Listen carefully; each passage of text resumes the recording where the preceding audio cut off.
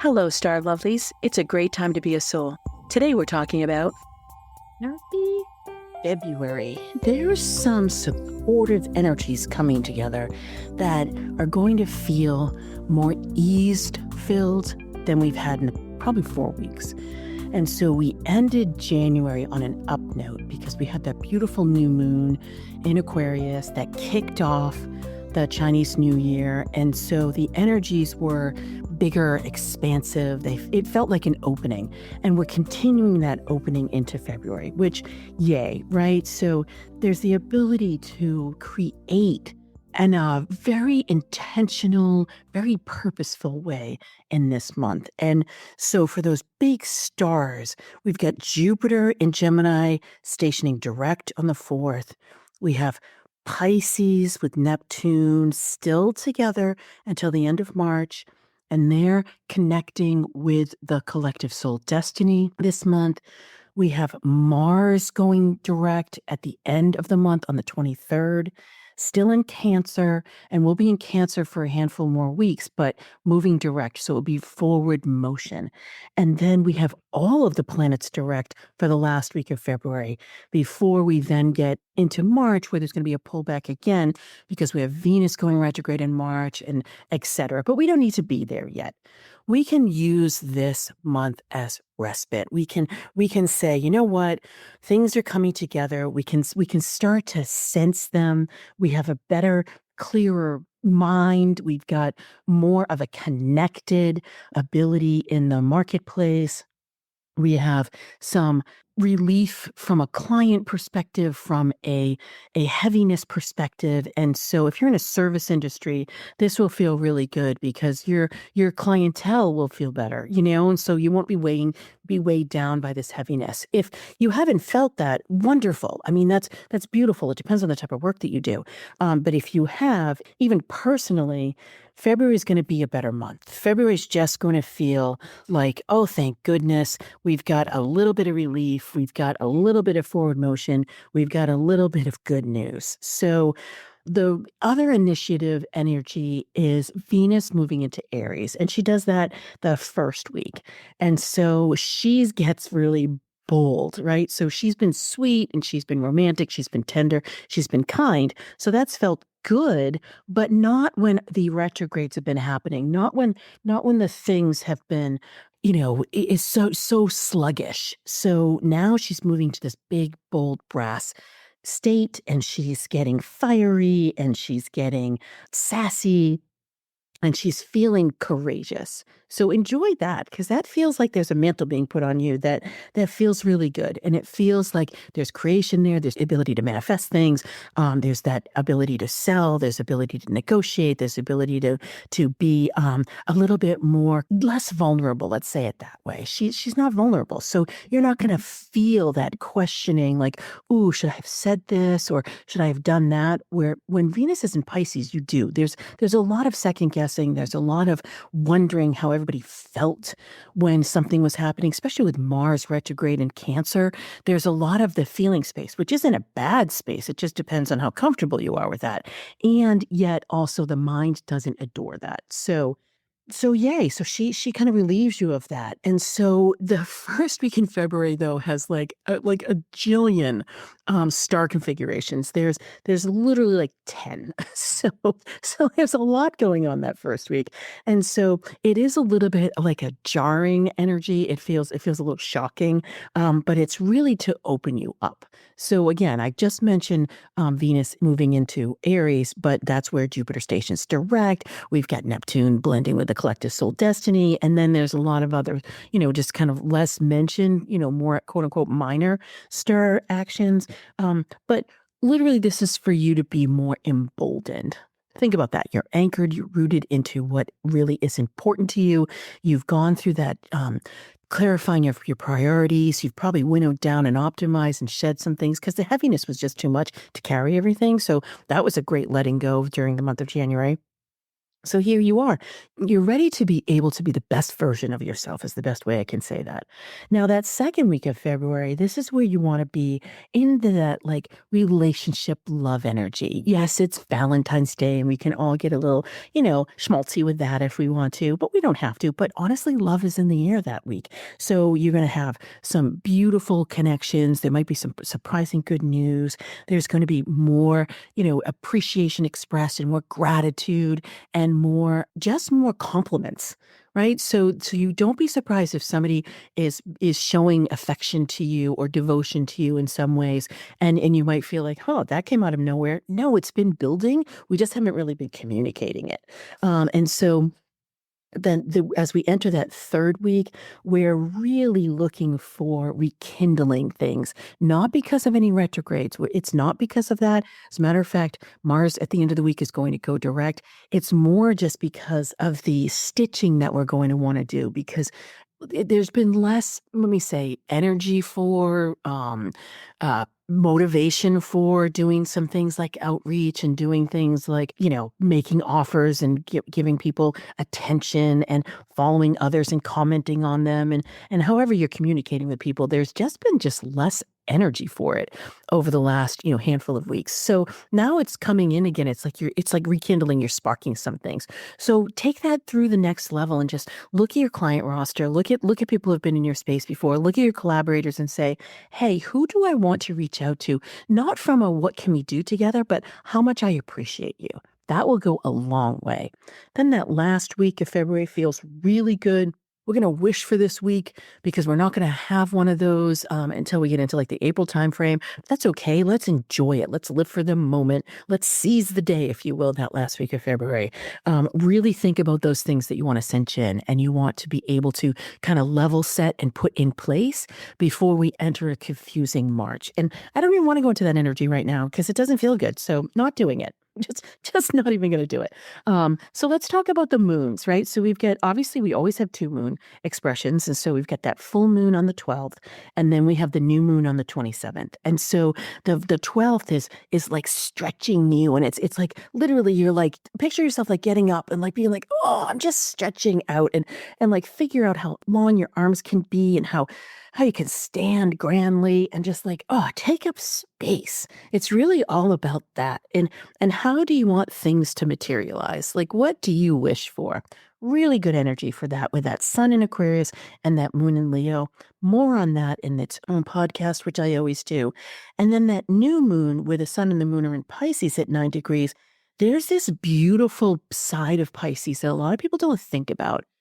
Pisces has that sweet, soft energy. It has that beautiful, unifying, empathic, really sensitive, caring, and nurturing energy, but sometimes can feel heavy, can feel slow moving, can feel honestly a little bit aggravating because it can feel cloying and syrupy. But this isn't the side of Pisces I want to talk about. The side of Pisces I want to talk about is when Pisces is in that beautiful openness of that connection, that beautiful intuitive, like spiritual, empathic instead of compassionate, and understanding and appreciating with equanimity how things really are supposed to be. And there's a gorgeous, generous spirit in that energy. And that's what this new moon brings with that possibility towards the end of the month. And so there's that dreaming and imaginative and envisioning. Let's kind of assess where we are and take kind of a status update and track how we've been going for this first quarter. Instead of doing it at the end of the March, this new moon would be a really good time to do that and say, okay, what have we been planting seeds for? What have we been doing things that are really working for us? And then what haven't really focused on that, really didn't do it, kind of like kick that can down the road. This would be a good new moon to take that initiating energy and lean into her power in order to be able to open yourself up to achieving those goals that you set out at the beginning of the year. I want to talk about the magical tools. We've got beautiful earthly tools. They're for our heart. They're to open ourselves up to like take that clear mind and really connect beautifully with the energies and the powers that are all around us. This is where our soul really loves to live and drench itself. So we've got spirit animals and crystals and flower essences and oracle cards. And we have those so that we can understand and appreciate the resources that we have available to us. There's universal power. I've been talking about cosmos right now, but we have power here on Earth. So being able to open ourselves up and say, what does the Oracle have to say about this for me right now in this month? It's a beautiful card. It's a number 9 card. It's the embodiment card. It's really about deepening the trust in yourself. And this is where you want to actively live to your full potential and walk in wholeness. You're a spiritual being having a human experience, understanding and appreciating how you talk to your intuition, how your soul whispers to you, how you are beautifully energetically connected through the ethos to everything here on earth. And you can be selective about how you want to open those connections or not. And so this deep embodiment helps you be present, and it helps you succeed in ways that you might not succeed in if you're not in that full embodiment of you. The spirit animal that came through is the rhinoceros, and the rhinoceros is wonderful for abundance and blessings. And that's true. You'll read about like how strong this animal is. I think you'll read about the blessings online. But when I go into rhinoceros, I really fully appreciate how amazingly observant the rhinoceros is. They take into account everything around them. They understand and appreciate the beauty, the bounty, the elegance, the sophistication of the way that the universe works. Think about what I talked about with the stars, especially on the back half of the month, right? There's a beautiful appreciation that comes to be that you can then take to fruition, so you can kind of build up to it throughout the month and then say, ooh, wonderful. I've done all this observation. I've really taken into account the blessings that I have in my life. And now I understand and know what I can leverage and use and rely on versus what I want to then, stir a little bit more, put a little bit more energy in, put a little bit more intention in, or develop some skill in because I haven't been really utilizing that straight. Rhinoceros helps you do that beautifully. The crystal that came forth is petalite. Now, petalite is a soft pink stone, but do not be fooled by the softness of how she looks. She is incredibly powerful, and she'll ask you for something as she helps support you make your spiritual connections. She's helping you get into alignment.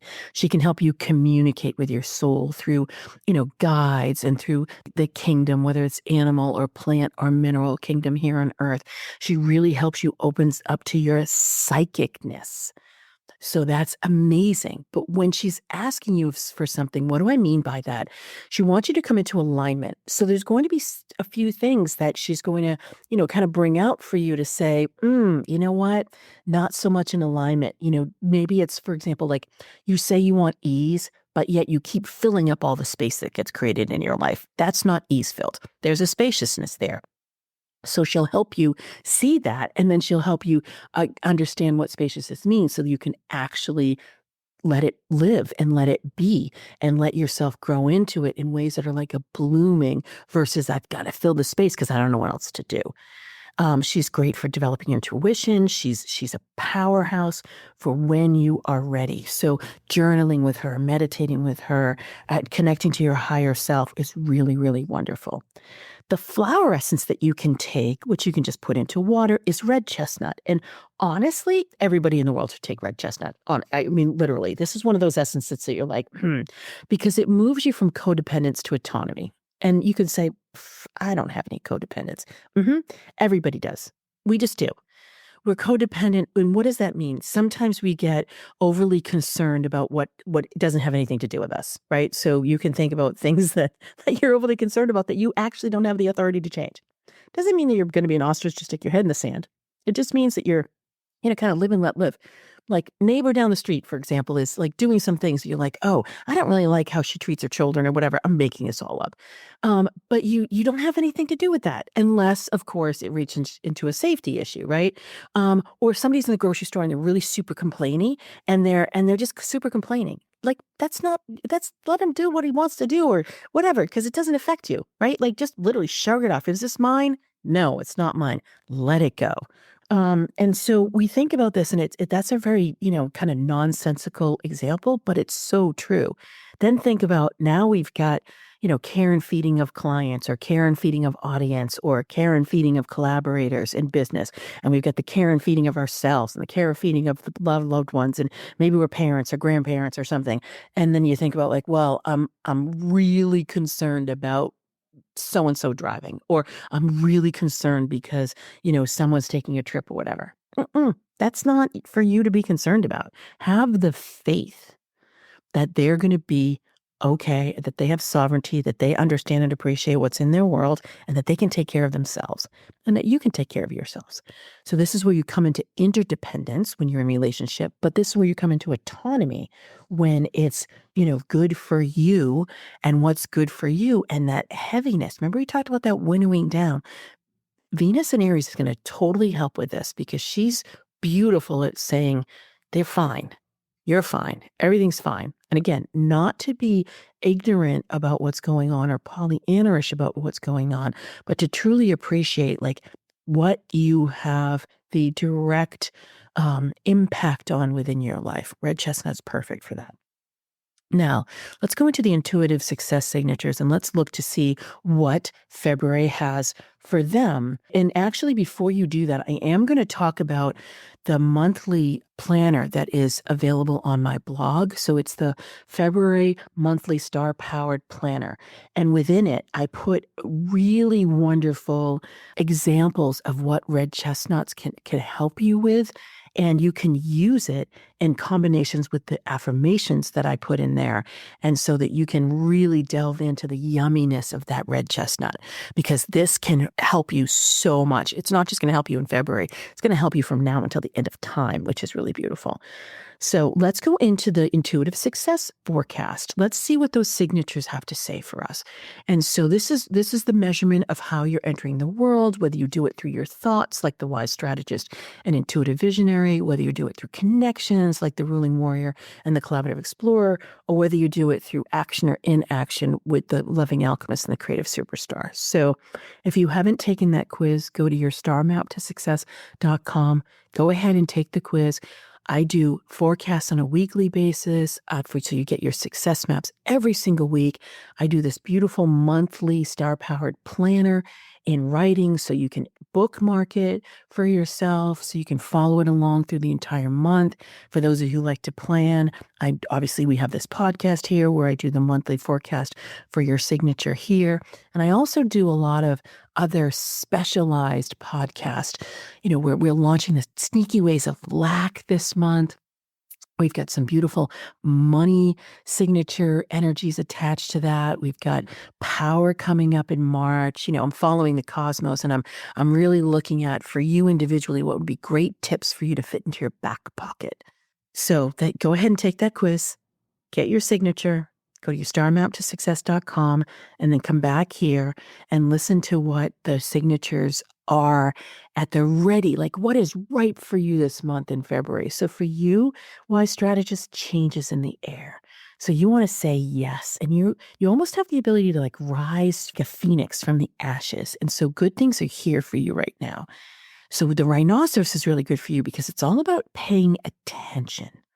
And you can really notice how people are responding to you, and it's positive, but a lot of times you overlook it. So go ahead and take that solace from that and galvanize your energy, because this can be a really good month for you. Intuitive visionary, this is like creative nirvana. Like it's like manna from heaven right now with all the ideas and the solutions and the inventions coming in. This gives you a glimmer as to what the back half of the year is going to look like for you. However, ensure that you are understanding how to capture and curate these opportunities and these ideas, or else you're just going to swirl and spin. And then the back half of the year is going to be just crazy pants for you. So if something's not yours, let it go. That's the best advice. For you, collaborative explorer, carve out time this month to spend with loved ones. Like, give yourself that balanced flow. There's a lot of work involved. You've been doing it. You've been showing up. All the things reward yourself. Ruling warrior, ask advice from those who trust, because this is about taking command of your soul mission. And there's a little bit more here than you've been ready for, But now it's your time to be ready for investing in yourself as much as you invest in your success.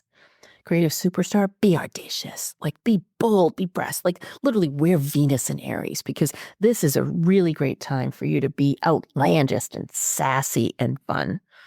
Then for loving alchemist, there's a beautiful opening that you and you alone have to be able to see the hidden and the treasure beneath. Let that genius that you have come to the fore, because you're readying yourself for Q2. So February is a beautiful month. It's a month of appreciation. It's a month of really being particular about what you want to put your time into, but it's also a month to invest in yourself and to be generous with yourself. So cosmos are really here to conspire for your success, and February is the perfect month to say yes to that. Happy, happy February. As always, thank you so much for listening. Go ahead, subscribe if you haven't already. Go ahead, make a rating or review. That would be super helpful, because then more people can see this. And I adore and appreciate you. Listener, you are just wonderful. I so enjoy having you in my world. Thank you so much, and happy soul tidings. Thank you for listening, and stay tuned for more ways to use the stars strategically to align with your soul purpose, reclaim your power, and increase your prosperity. Please rate and review your favorite episodes, and remember to check out my website at kimwoods.com for my latest forecasts, articles, and offerings. To find out your intuitive success signature, take my 12-question Do You Know, Like, and Trust Yourself quiz and find out how you're living your stars at yourstarmaptosuccess.com. I've so enjoyed our time together, as it's filled with the power of the stars plus strategy to clear the pathway to your success. Until next time, happy soul tidings.